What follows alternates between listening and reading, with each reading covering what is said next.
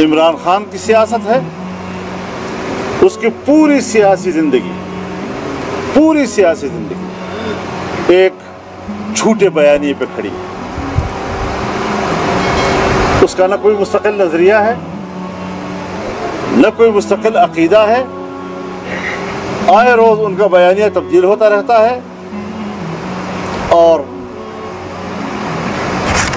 اس کی ڈفلی پر کچھ لڑکے کچھ لڑکیاں ناچتی رہتی ہیں، اور اس کو سیاست کہا جا رہا ہے پاکستان میں۔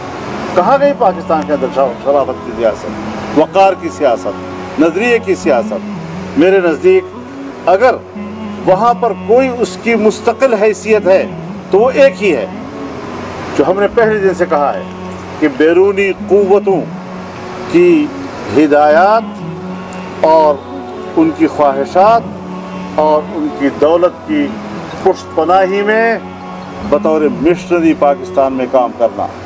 اور مشن کیا ہے؟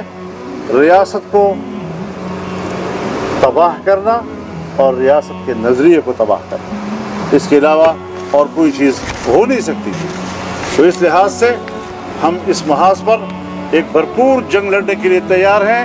یہ ملک کی بقا کا سوال ہے، ملک کی عزت و وقار کا سوال ہے۔ بین الاقوامی برادری کے ساتھ ہم نے ایک برابر کی حیثیت پہ چلنا ہے، لیکن ہمیں کمزور کیا جا رہا ہے۔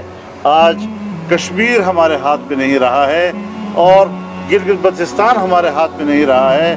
ہم نے خود ان اصولوں کی خلاف ورزی کر رہے ہیں کہ جن اصولوں کے لیے ہم نے 74 سال تک ہندوستان کو ذمہ دار قرار دیتے رہے ہیں۔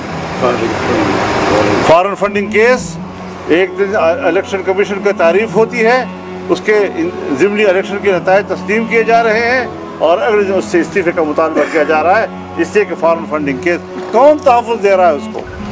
کیوں ادارے اس حوالے سے اپنا سر انجام نہیں دے رہے، اور بلا وجہ ایک شخص کو آپ سہارا دے رہے ہیں؟ یہ چیزیں انتہائی تشویش کا